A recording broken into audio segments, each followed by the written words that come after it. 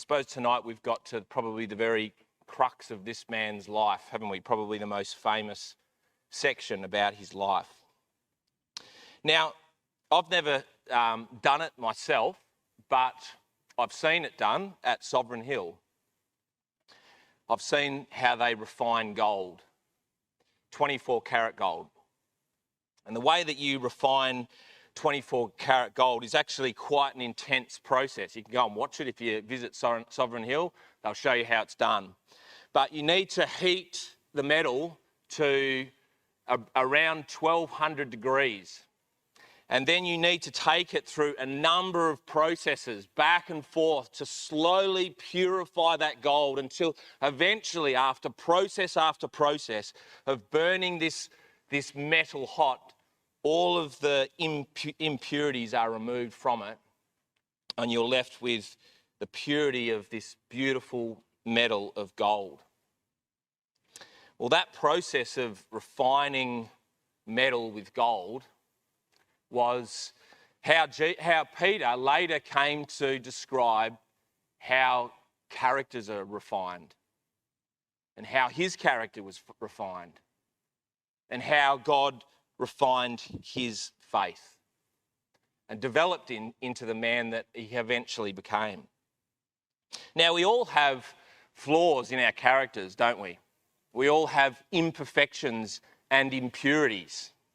And sometimes our flaws are more obvious to other people than perhaps even sometimes ourselves. I know my kids are always telling me about my impurities and flaws, but we all have them.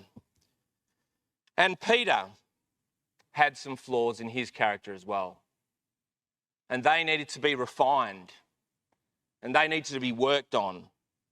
And God needed to do that through the trials that would come upon his life.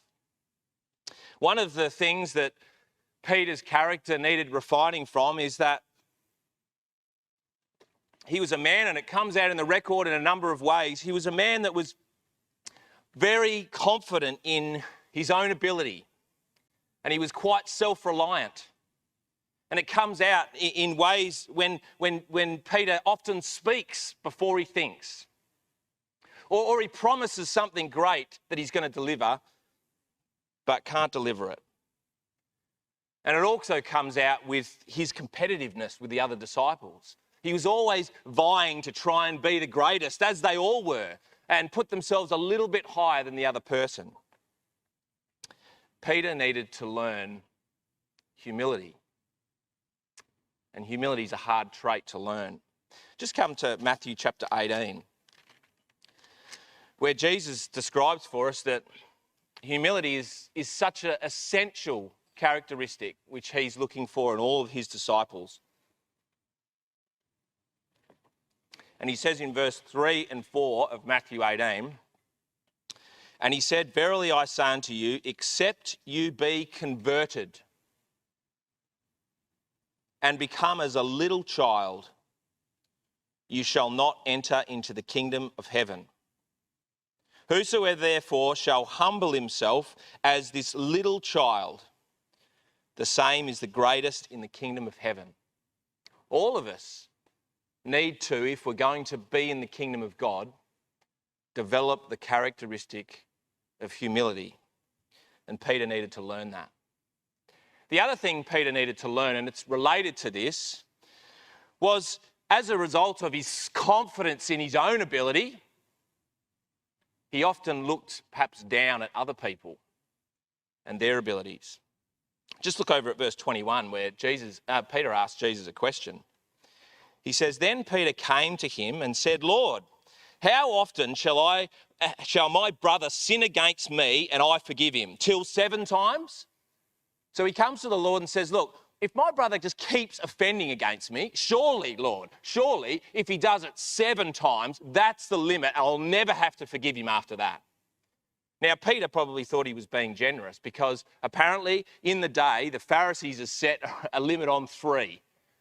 If someone sinned against you 3 times, that's it. You never have to forgive them ever, ever again. And no doubt some of that hardness of spirit that was amongst the community had rubbed off on that man, Peter. And he thought surely 7 times was the limit to which you'd need to forgive your brother. But Jesus says to Peter in verse 22, I say unto you, Peter, that until 7 times 7, until 70 times 7.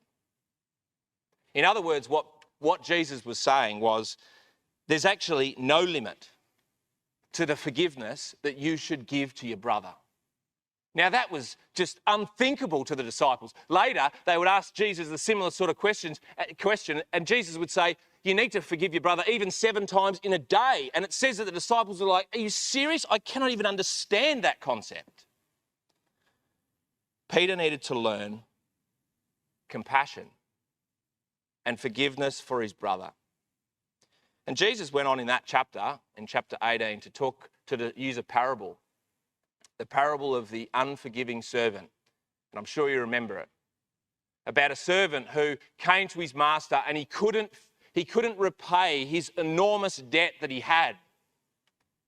And even though the debt was just so enormous, because the man came and asked him for forgiveness, the master forgave him. But then after he received forgiveness, when someone came to him and asked him to have compassion on them, he turned his back on them and he gave them no forgiveness. And Jesus concluded that parable in verse 33 when he said, shouldest not thou also have had compassion on your fellow servant, even as I had pity on you? Why didn't that servant show compassion to the man that came to him? Because he'd failed to comprehend how much he'd been forgiven. And that's true, isn't it? We learn compassion to others when we realise how much compassion and forgiveness has been handed to us. And Peter needed to learn that lesson. Because Jesus needed Peter to be a man in the ecclesia. He was going to be one of the leaders of the ecclesia. And what he needed was a man of compassion who could look out and be a hand to pick up those brothers and sisters in his ecclesia. And so he needed to learn the hard lesson, the tough lesson of how much he needed compassion himself. And so the Lord is going to teach this man. I'm amazed always by this story, how much the Lord is doing on this night. I mean, he's got to achieve so much. And within all that achievement that man does that night, he's also making sure that people like Peter and John and all these other disciples are learning the little things that they needed to learn to be ready. And the Lord made sure that Peter, that night, learnt humility and compassion. And they were going to be tough lessons for that man to learn. And those lessons would be learned, it would feel like for that man, he was in like a furnace of fire. And we're going to see Peter tonight descend down to his lowest point. But the beautiful thing about this story is it's a comeback story. And I love comeback stories. And we're going to watch tomorrow or on Monday, we're going to see this man rise again out of the depths of his weakness to learn the lessons that his Lord wanted him to learn. Come to Luke chapter 22 where we start this awesome story.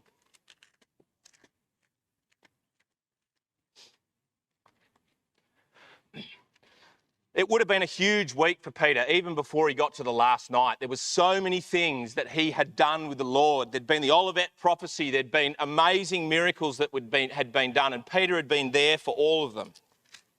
And then it came to the very last night that the Lord would be with his disciples. And in Luke chapter 22 and verse 18,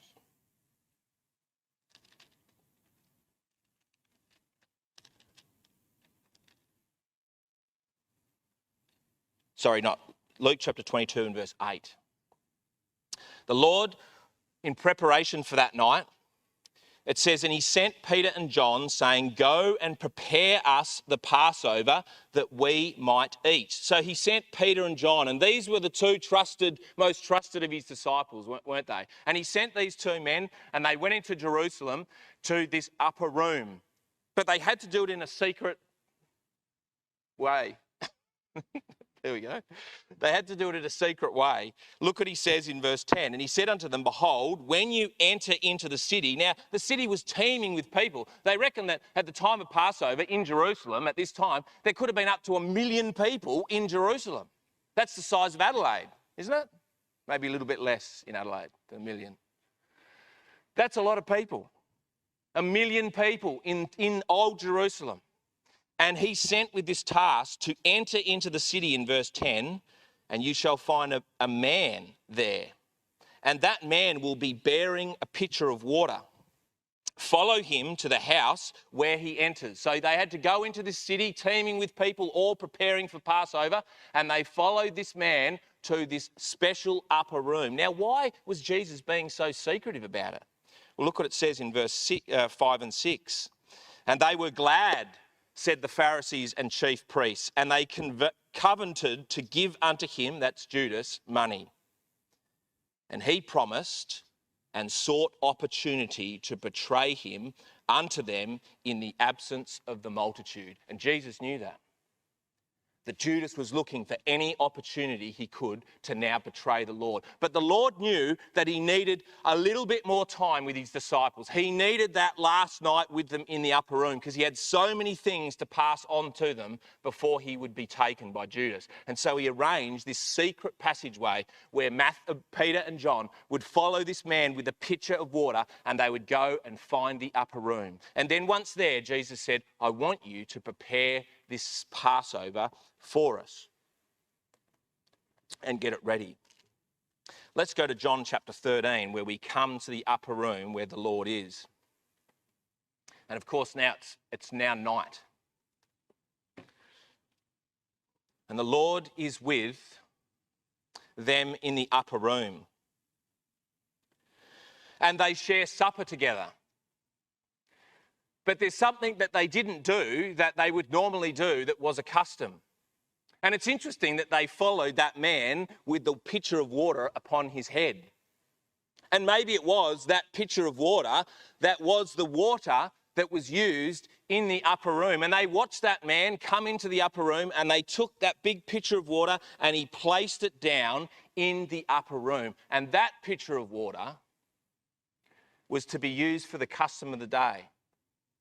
And the custom of the day, so tells us in Luke, in the story of Simon the Pharisee, was that the lowliest person in the house, the servant, it would be their job to wash the feet of everyone who came through that door. It was a humbling task, but someone needed to do it. And when the Lord gets midway through his supper, no one's done it. And why had no one done it?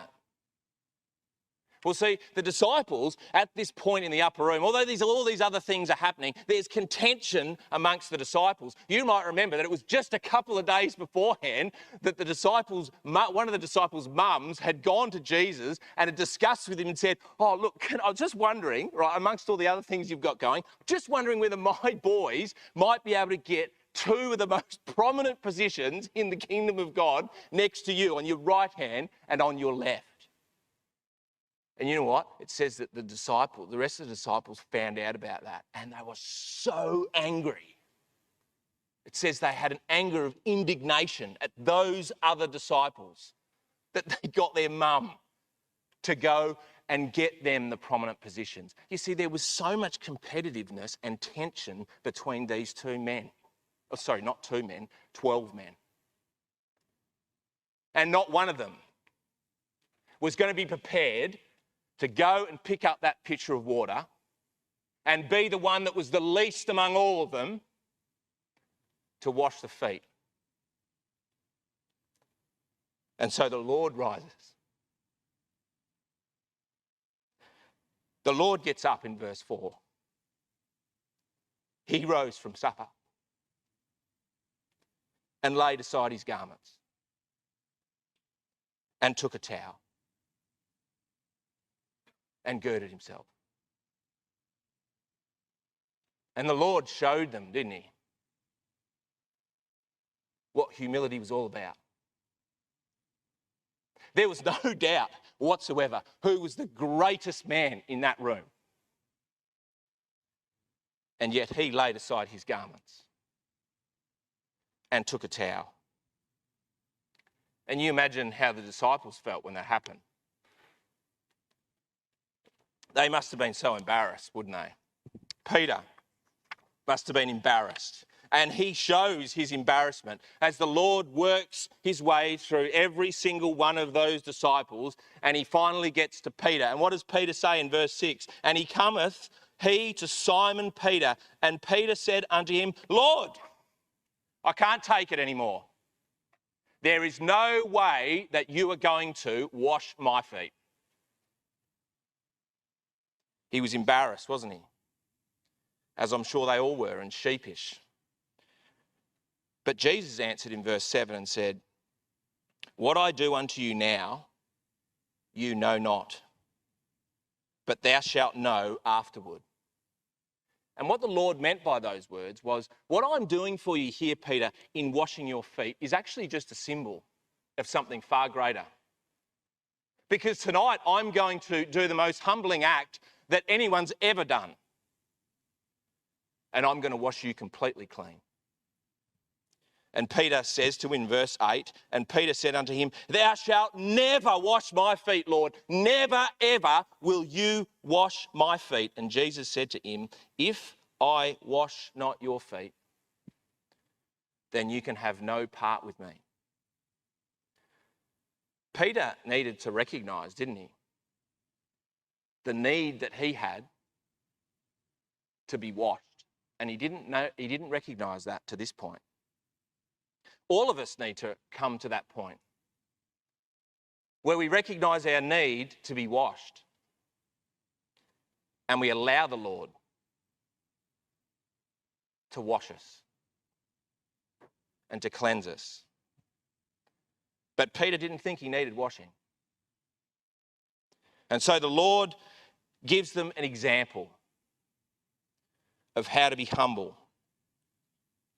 And he says that in verse 15, I have given you an example that you should do as I have done to you. Peter never forgot that lesson. If you go to his letter in Peter, when he talks about humility, he says we need to be clothed in humility. And he remembered that night when the Lord washed their feet.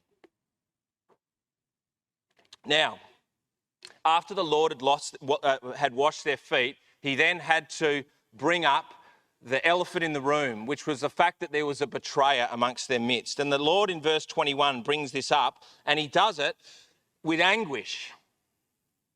It was something that was very much pained the Lord. And it says in verse 21, when Jesus had thus said, he began to be troubled in spirit. And he testified and said, Verily, verily, I say unto you, that one of you shall betray me. And we know that what then happened is all of the disciples started to look at each other across the table and across the room to work out who it was. And you know what? None of them knew who it was. They all suspected that maybe it could even be them. That they looked across the room at who it was. And it's interesting, isn't it? Like sometimes we always, because of the way we know this story so much, that it would be that, perhaps Judas is dressed in a black cloak or something. It'd be so obvious that he's the evil one. But they never knew. They never knew. In fact, do you know that Judas was actually one of the most prominent of the disciples? And we can find out from this little story here, as it says in verse 26, that Judas was actually probably right next to the Lord. Because he said, the one that I dip the bread in and give it to him, he's the one. And he's able to do that in verse 26 without anyone else knowing. And so we know the seating arrangements, or some of them for that night. We know that Judas was on one side, and verse 23 says that leaning on Jesus' bosom was the disciple that Jesus loved, and that's John. So he's got John on one side, on his right hand or on his left, and he's got Judas on the other side. Where's Peter? Well, Peter in verse 24 has got one of the back seats. Because what he has to do when this whole discussion is happening with the Lord, verse 24, it says, and Simon Peter therefore had to beckon with his hand to John and say, John, ask Jesus what's going on. We need to know. And the whole night, during this upper room, that's where Peter is. He's shouting from the back because he's trying to be more prominent. He wishes he was right next to the Lord, but he's right on the back and he's beckoning. But Jesus hasn't put him there deliberately, hasn't he? So that he can speak to Judas about what he needs to get done. And then finally, Judas leaves. And it's interesting how Judas is described in this chapter. Look what it says in verse 26. And Jesus answered, and he said unto him, I shall give a sop, and when I have dipped it, and when he had dipped the sop, he gave it to Judas Iscariot, the son of Simon. And he's called that again in verse 2, the son of Simon. And Peter in this chapter is always called Simon Peter. You see, there's two Simons in this chapter. And the Bible, the record of these men's lives, actually contrasts these two men, these two Simons, Judas and Peter, because they actually had a lot in common between the two of them. Both of them, when you look at the lists of the disciples, those 4 lists that we talked about in our first study, always on the top is Peter.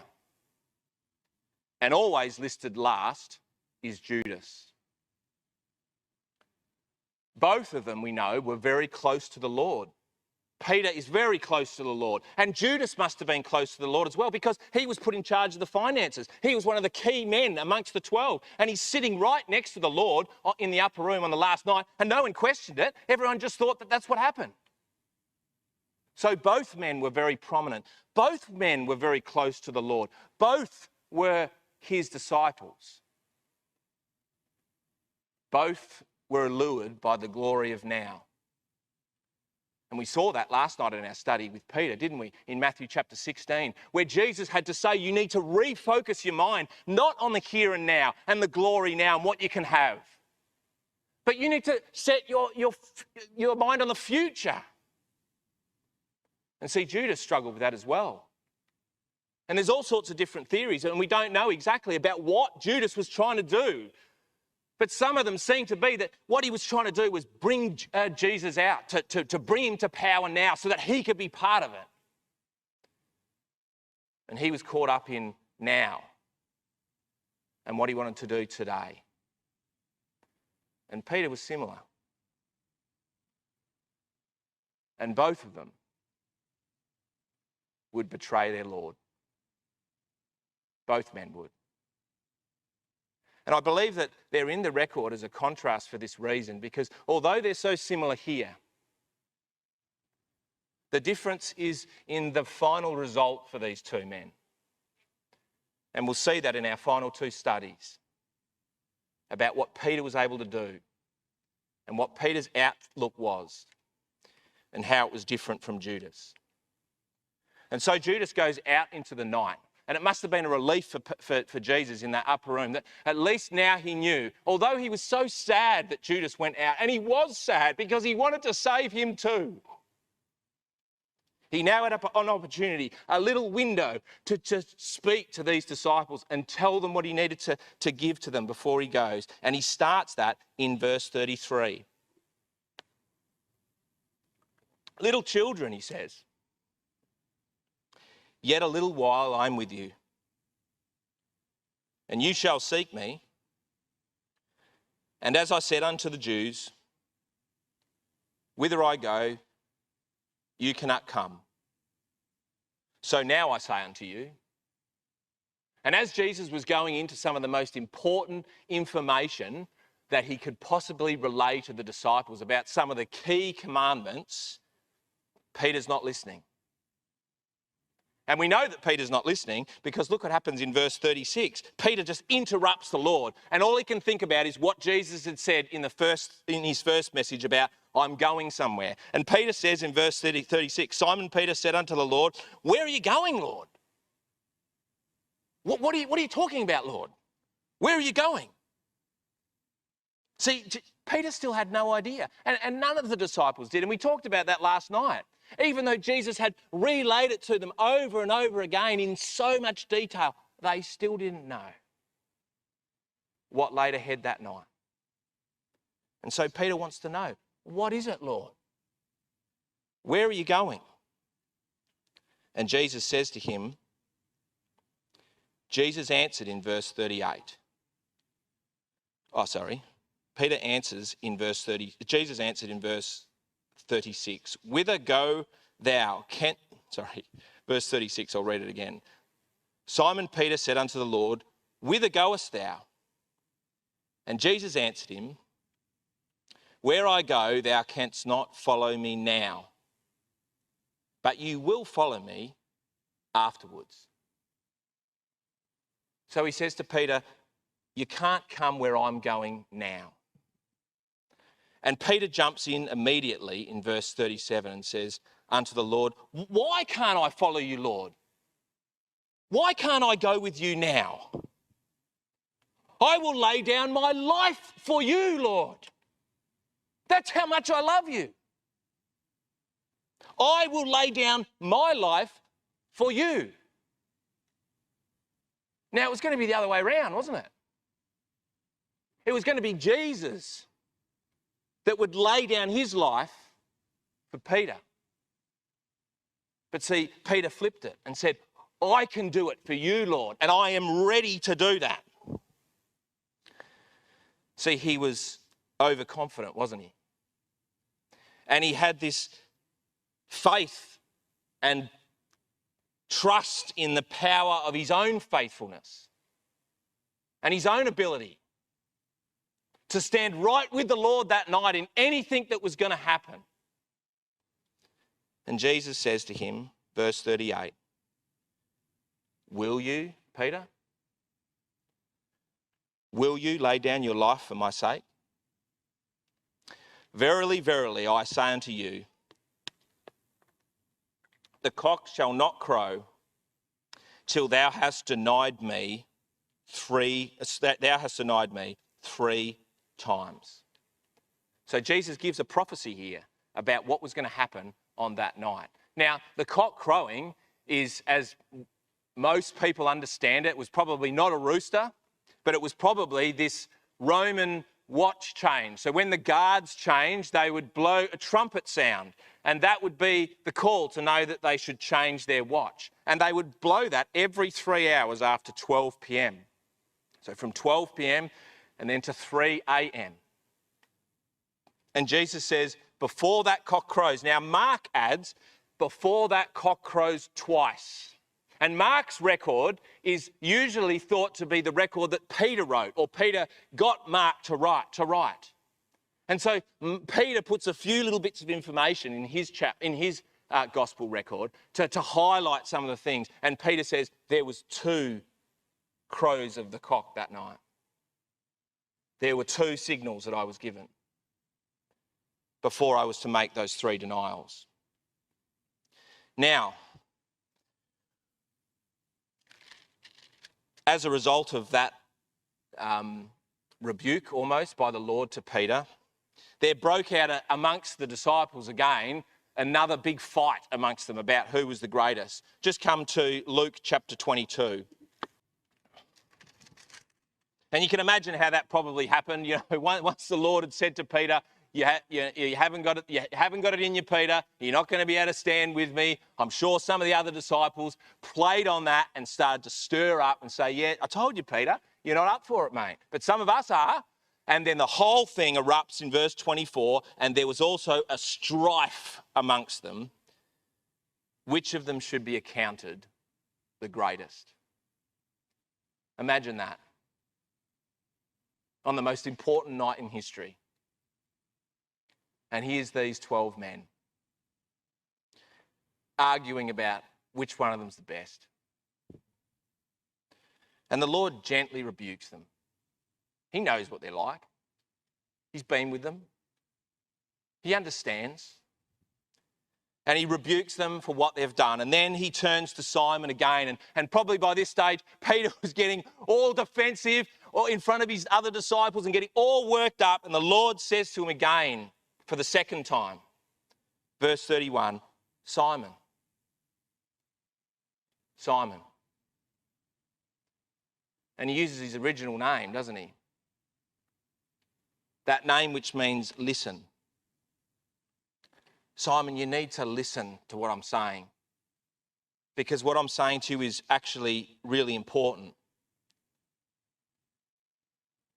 And he says, Satan has desired to have you that he might sift you as wheat as well. Now, Satan had been the one that came into the heart of Judas, just in John chapter 13, that he might go and do the things that he was. And the Satan for him was probably this inward conflict about glory now versus glory in the future. And Jesus says to Simon, Simon, that same conflict which is within Judas is within you. And you need to be careful. And he says he's desired to have you this night and sift you as wheat. The way they sifted wheat back in those days is they would get all the wheat and they'd put it in a big area with the little wall around it, and they would take a big stick, right, and they would beat that wheat. And they would smack that wheat until what would happen is the wind would come and all the chaff would come off the top of that wheat, and the wind would come and blow it away, and you'd be left down the bottom with the precious wheat. And that was a painful process for wheat, wasn't it? And that would be the process that Peter would go through that night in order to bring forth the wheat of his character. But Jesus says to him, look what he says in verse 32, but I have prayed for you, Peter, that your faith fail not. I'm right here with you, Peter. And when thou art converted, Peter, strengthen your brethren. And all Peter would have heard from that whole dissertation from the Lord would have been two words: when you are converted. And he's like, are you serious? You're saying that I need to be converted? Like, are you serious, Lord? I have given the last 2 years of my whole life. I left my family. I left my job. I gave up all for you. And I've been working. I've been asking questions. I've been seeking you. I've been learning about you. I'm one of your most trusted. I would give everything for you, Lord. And you're saying I need to be converted. And that's what he says in verse 33. Lord, I am ready. I've been with you for 2 years. I am ready now both to go to prison and to go to death if need be. And that's what he thought laid ahead in the night. See, Peter's still got dreams of beautiful glory, of him and Jesus riding into Jerusalem on the back of horses and getting rid of the Romans and taking the glory now. And I'm ready with my sword, Jesus. But that wasn't the plan. And Peter wasn't ready. There were parts of his character that needed to be refined. And so Jesus says to him again, gently, he said unto him, I tell you, Peter, the cock will not crow this day. It's this day, Peter, before thou shalt deny me that ye ever knew me. That you ever knew me.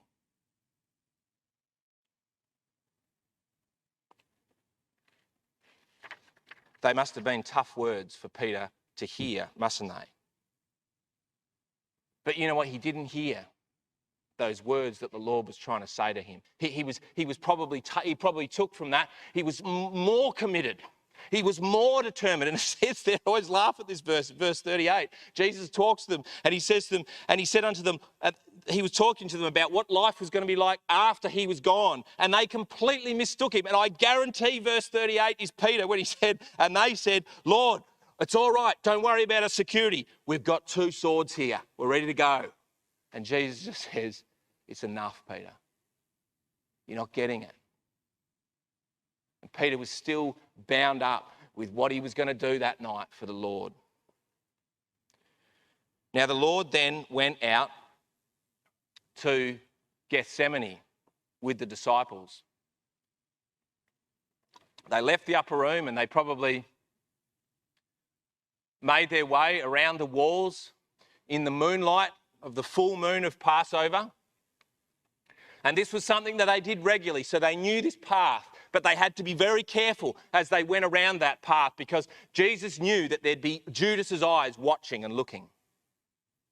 And they made their way around that path until they get perhaps around here, about halfway point. And it's at that point where Jesus sits down with them again and he goes through some of the things that he wanted to talk to them about. And if we come to Matthew chapter 26, we take up some of the words that Jesus was saying to them.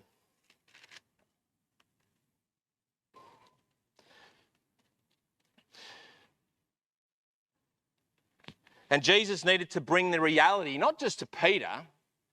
They were all thinking the same way, and he needed to bring a reality to their thinking about what was going to happen on that particular night. And he does this in verse 31. Then Jesus said unto them, all, so it's not just Peter, all of you will be offended because of me this night. For it's been prophesied, I will smite the shepherd and the sheep of the flock shall be scattered abroad. Lost and leaderless. That's what's going to happen to you tonight. And all your ideas of impending glory are going to be shattered and ruined. And Peter pipes up again for the 3rd time. Determined. Verse 33, then Peter answered and said unto him, though all men, Jesus, I don't know about these guys, you're probably right, Lord. They're not up for it. But he says, though all others, Lord, will be offended because of you this night, I never will offend. I would never do it. And so Jesus, for the 3rd time, has to tell Peter, verily, Peter, I say unto you, this very night, Peter, in just a few hours, before the cock crows, you're going to deny me 3 times. And Peter gets all worked up and all passionate. And he says again for one last time, though all would forsake you, Lord, I would die for thee. And I will never deny you. And so passionate must have been that last call from Peter that all the disciples said, we're the same, Jesus. We'll stand with Peter. We would never, ever, ever forsake you. And then they moved from there and they went to Gethsemane. And Gethsemane was where the Lord fought his hardest battle of all, wasn't he? And it says that his demeanour changed in verse 38. And they must have noticed it particularly the three men that he took closest to him, Peter, James and John. Those three men came right close to the Lord, and they must have seen in the Lord a man who was always in such control. They must have seen the lines on his face and the trouble which surround him. As he says there, my soul is exceedingly sorrowful, even unto death. Please be with me here. And we know that from the Psalms that the Lord looked for comforters. He wanted men to be with him during this toughest of moments for him. And so he asked those three closest disciples to come with him as he knelt to pray to his Father. But what do? They fell asleep. You see, the night was too big for these men. They were strong, tough fishermen, the toughest of men. But it was all too much for these men. And Jesus comes in verse 40 after he's been praying for an hour or so, and he cometh unto his disciples and he found them asleep, and he picks on Peter again. And he says, Peter, couldn't you wait for me just 1 hour? And he's trying to get Peter to think back at his violent disagreement with him just a few hours beforehand when he'd said he would do anything for the Lord. And he says, you couldn't even stay awake with me for just 1 hour?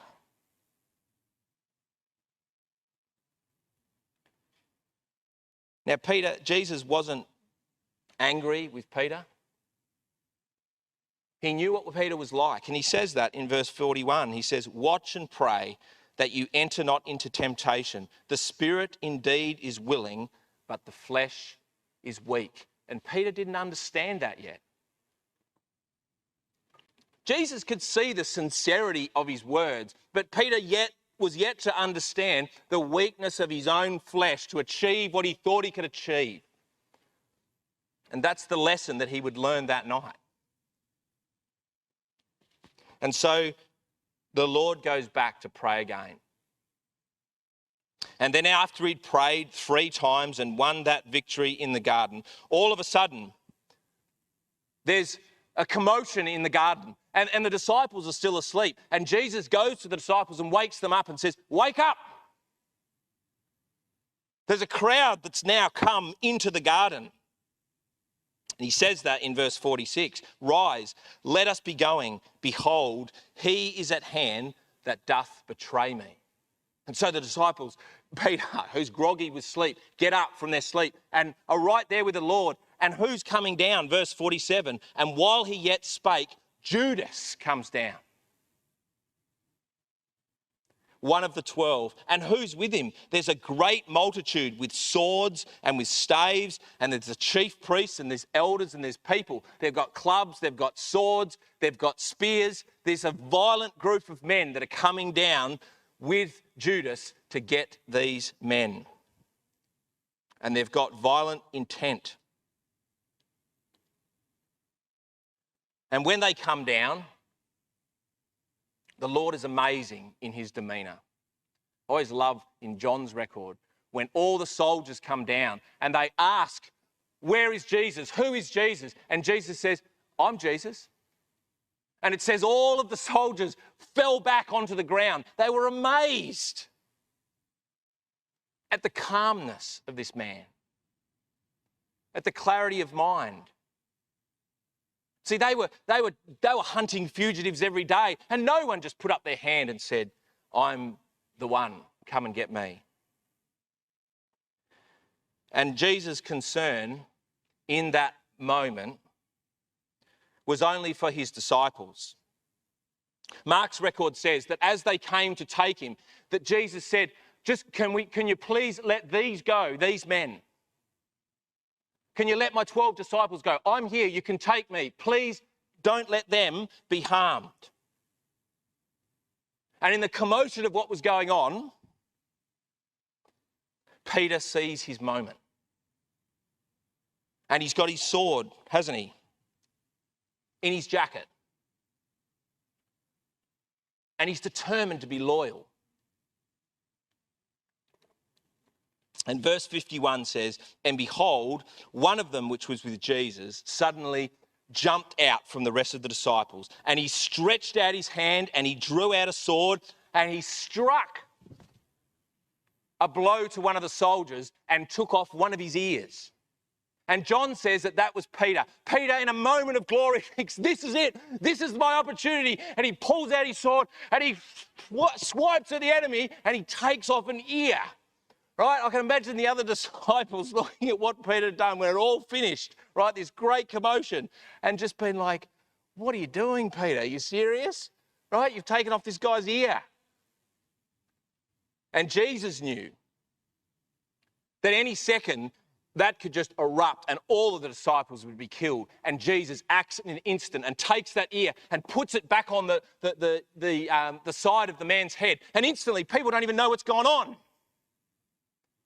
And Jesus says, please let these disciples go.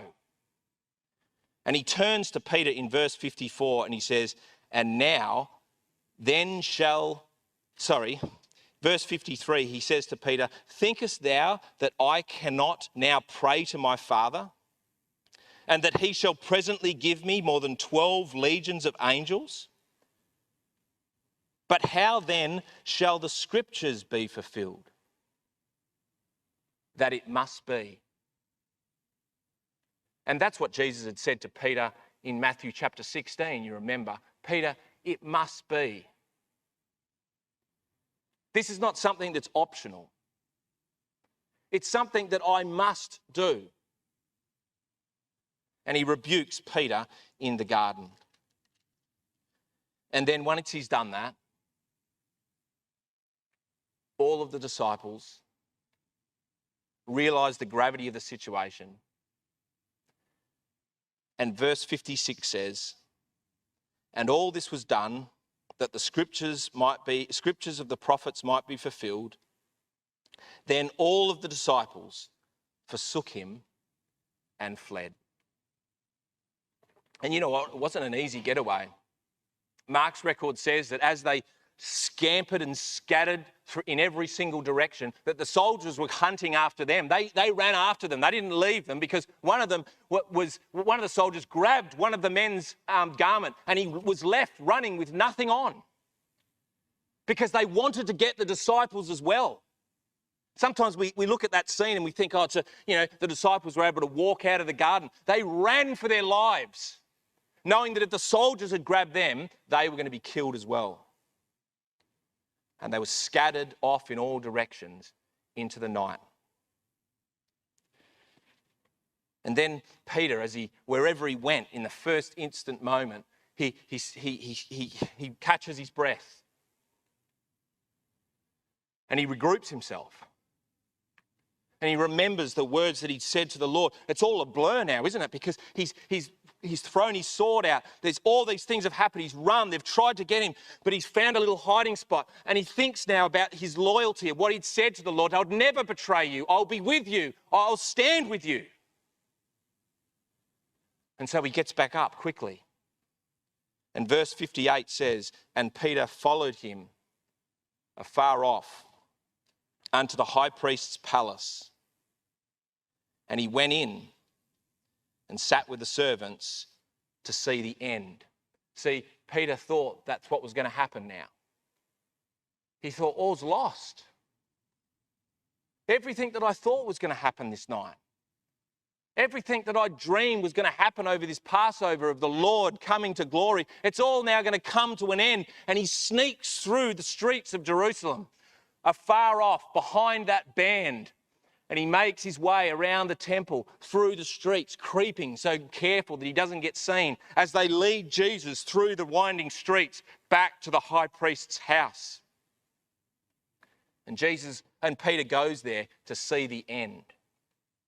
And John's record says that when he got to the high priest's house, the door was locked for him. He couldn't get in. And he knocked at the door and they didn't let him in. And you know what? It was a dangerous place, the high priest's house. You can actually go to Jerusalem today. It's amazing. You can go to Jerusalem and they've actually found the ruins of this exact house. And you can stand and walk in the areas of that house where Peter must have walked. The walls, there's only a few of the walls there, but you can map out and see. And it's not a huge house. So it wasn't going to be easy for Peter to go in there and be able to hide completely. It was dangerous. But there's a courageousness about Peter here, isn't there? At least he went. He was determined to go. And he knocked on the door and he couldn't get in. And John's record says that John had gone there as well. And he was already in that priest's house. And the reason why he was there was because they knew him. Somehow he had some kind of business connection with them. And they knew who John was. They knew that the personality of John. And the damsel at the door had let him in. And Peter sees John in the house and he calls to him and says, "Hey, John, can you get me in as well?" And John comes over to the door and he speaks to the damsel at the door and he says, "Look, this guy's with me. Can he come in?" And she knew him.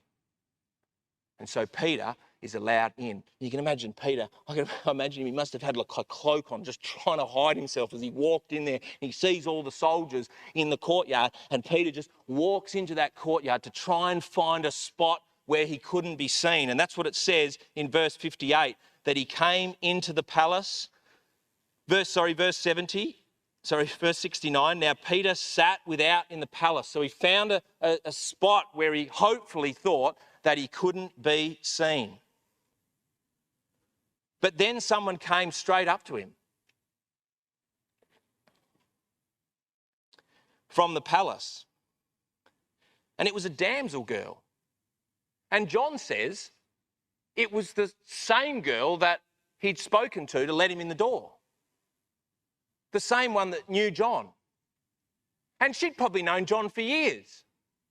And she would have known that John was from Galilee. And she would have known that John was a follower and disciple of Jesus. And so she comes to Peter not long after letting him in. And Peter's trying to hide himself in the porch. And the damsel comes to him and says to him, "Weren't you also? Thou also was with Jesus of Nazareth?" Jesus of Galilee. And John's record says that she went further and said, "You're one of his disciples like John was." Was probably what she was thinking. See, she'd made the connection. It wasn't an unusual connection for her to make. She'd just been observant and she'd seen this man. Maybe she'd seen Peter before with John.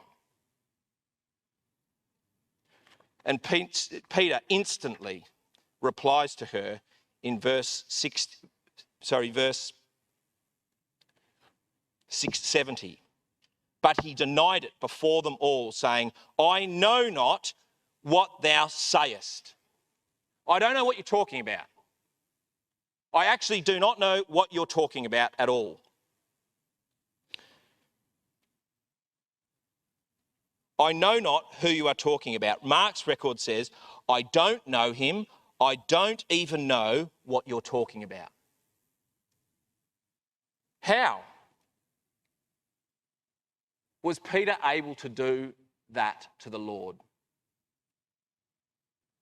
so quickly after the Lord had just told him just a few hours before that this would be what happened? And he just didn't tell him once, did he? He told him 3 times in detail what would happen to him, that you would deny me. And here's Peter having all that information and knowing everything about it. And yet when the question gets asked, he says, "I don't know him. I've never known him before." How did he do that? Well, see, he was caught off guard, wasn't he? It wasn't how the night he expected would turn out. And he'd expected that the moment that he was going to stand for the Lord was the moment of heroic grandeur in the garden. But this temptation was different. And it came from a little girl, a damsel woman. And she's the one that asked him the question. And Peter wasn't ready to answer. And you see, that's how temptation comes, doesn't it, in our life? Temptation comes unexpectedly. It comes usually from left field. It comes when we're not ready. It usually comes when we're in a stressful period in our life, or we're tired, or there's stuff going on, or we're afraid, or there's all sorts of things happening in our life, and all of a sudden temptation will strike upon us. And it's a lot harder to resist temptation in our life when that happens. And that's what happened to Peter. He was caught unexpectedly by temptation. And so he creeps out into the porch, verse 71 says. And when he had gone out into the porch, so he went out into another courtyard that was next to it to try and get away from this situation, to hide himself further. And Mark's record says at this point, he heard the cock crow the first time. And that would have been a reminder to him of what the Lord had said. And I think Peter must have put that into his record because he did hear it. He did hear that cock crow. And he did remember what the Lord had said, that he would deny him. And he remembered what he'd said the first time and he couldn't believe it. He couldn't believe that already he denied his Lord. And then he said to himself, I'm never going to do that again. I can't believe I did that. I'm never going to do that again. Have you ever said that?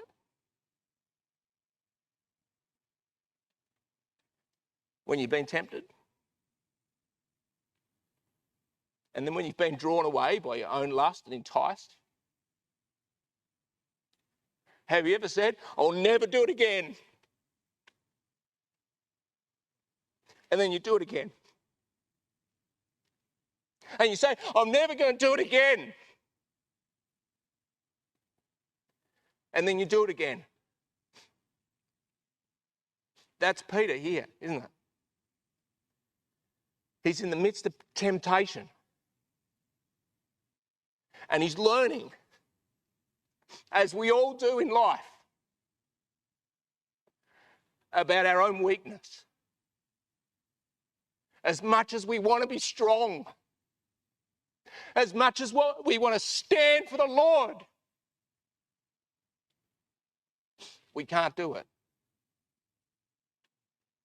And that's what Peter's discovering in this moment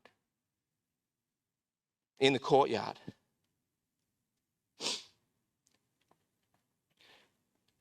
And they come to him again. And this time it's not just one. There's a lot of them. There's a crowd of them. And Peter stands with the crowd next to the fire.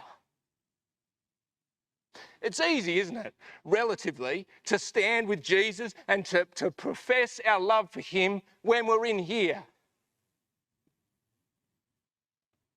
It's a lot harder when we're by ourselves or we're alone with a different crowd. And that's where Peter is. One man huddled around a fire. And he's burning, isn't he? He's learning what it's like to be tried by fire, to refine his character, to understand who he really is. That's what the Lord's doing to him. That's how God's working with him. And the maid asks him again. And she said unto them. So a second maid comes. And she says before all of them, you're one of Jesus' disciples, aren't you? And Peter denied it. And this time he denied it with an oath, so that everyone could hear and everyone would know, I've got nothing to do with him. Have you ever done that? You might not have done it with an oath, but I've done that. I've denied my Lord. I've not stood up for him and professed I knew him when I should have done. We're no different to this man, are we? And that's what I love about him. And that's why I love how the scripture depicts him. He's just like us. And in moments of life when we should stand for Christ, for so many reasons we don't. And that's what Peter did. And a while later, verse 73 says,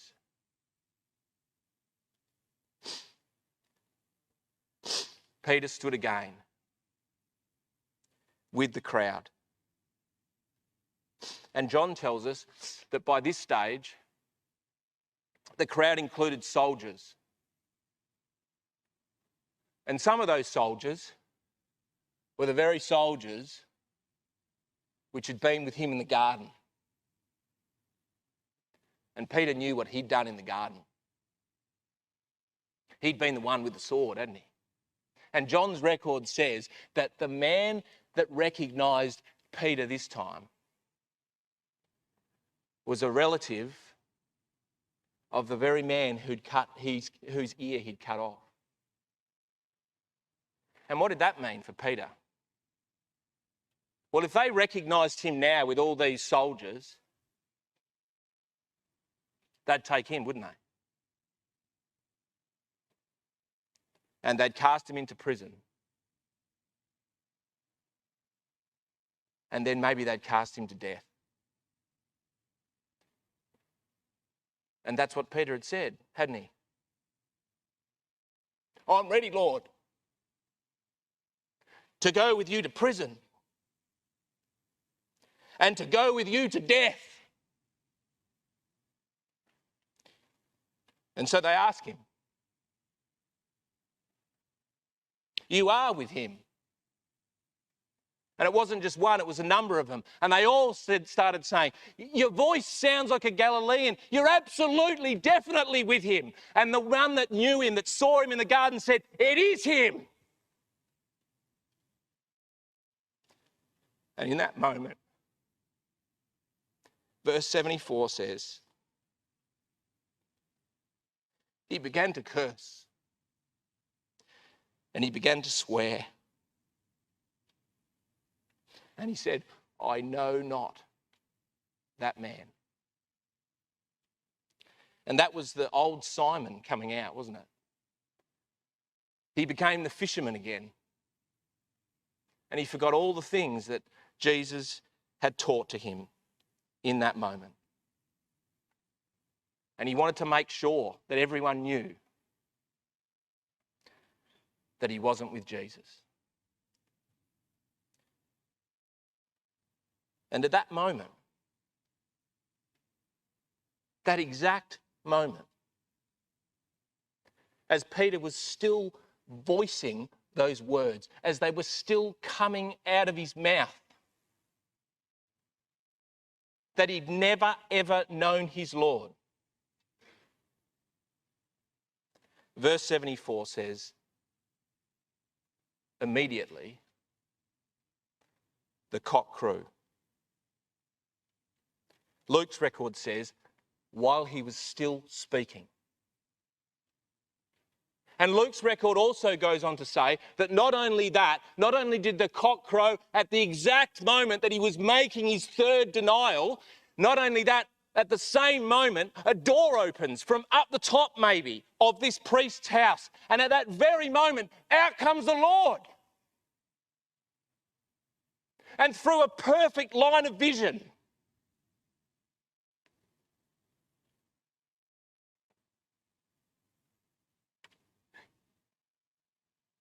he sees the Lord's eyes and he looks upon him. And suddenly it all clicks together in his mind.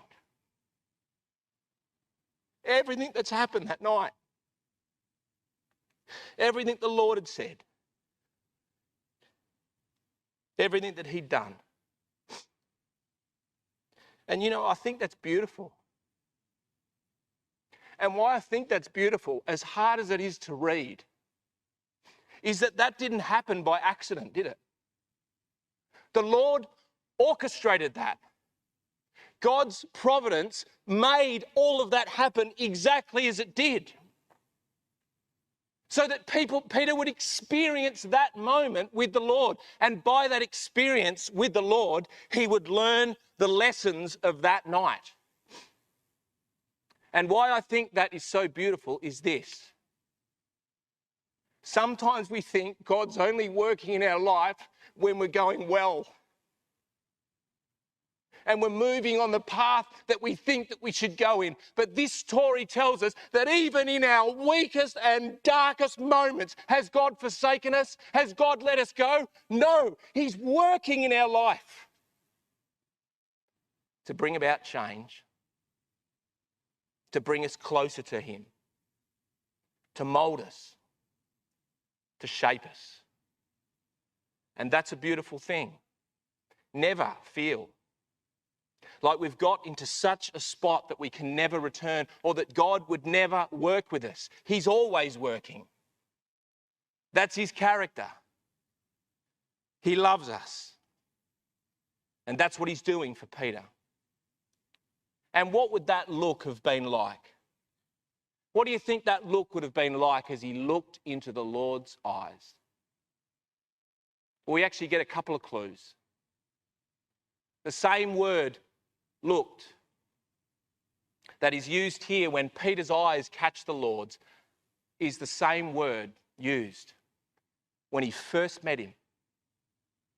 You remember when he met him for the first time and it said he looked at him and he knew who he was. And what was that look all about, that first look? It was a look that looked into the eyes of Peter and he knew his potential. And that was the same look that Jesus gave to Peter. He'd not given up on him. And the other time that word is used is when Jesus was speaking to the rich young ruler. And it said that he looked upon that man and he loved him. It was a look of love, wasn't it? And from that parable, it was a look of compassion. I understand, Peter. I understand.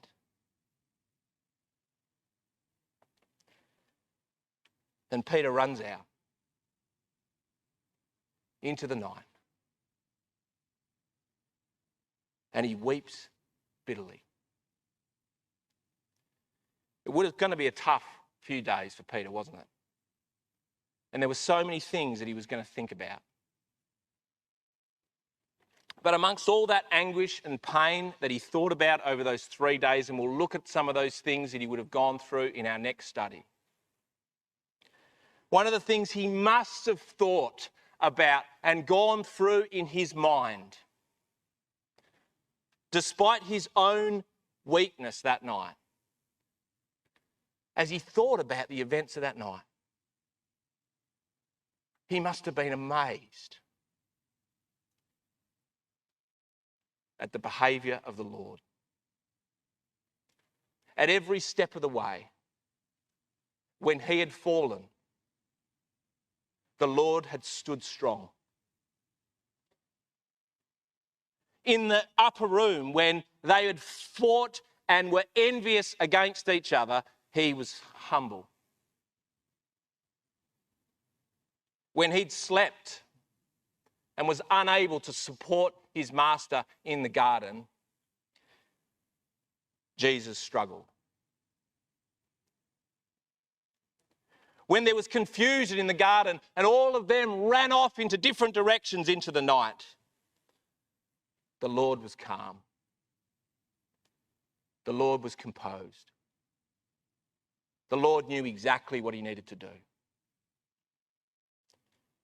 And when he was in the priest's house, and he was racked with fear, and he denied his Lord, the Lord spoke truth. And he stood for God.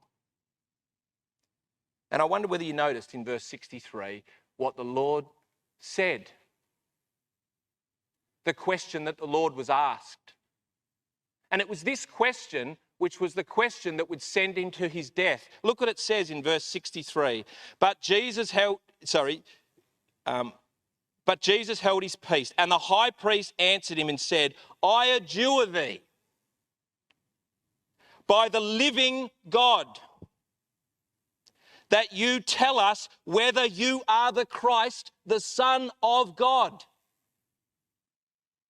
Remember, that was the same confession that Peter had made.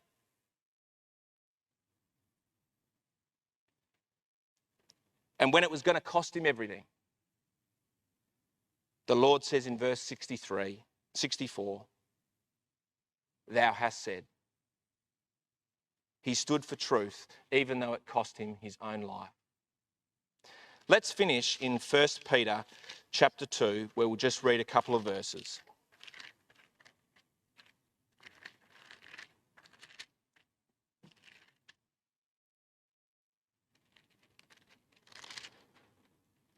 Years later, when Peter was looking back at the example of his Lord, he penned these words in his appreciation for all the Lord had done for him. For even hereunto, verse 21 says of 1 Peter chapter 2, for even hereunto were we called, because Christ also suffered for us. He left us an example that we should follow in his steps. He did no sin, neither was guile found in his mouth, who, when he was reviled, he reviled not again. But when he suffered, he threatened not, but committed himself to him that judged righteously, who his own self bare our sins in his body on the tree, that we, being dead to sins, should live unto righteousness, by whose stripes we are healed. For all of us were like sheep going astray, but are now returned unto the shepherd and bishop of your souls. And Peter is going to be brought back in our next session by that shepherd as he runs out into the night. 3 things that we learnt from tonight. 1, the need for humility. And Peter learnt that tough lesson that night, didn't he? He also came face to face with his own weakness. And all of us, at some point, will come to that realisation. But he also came to the realisation of the amazing strength of his Lord.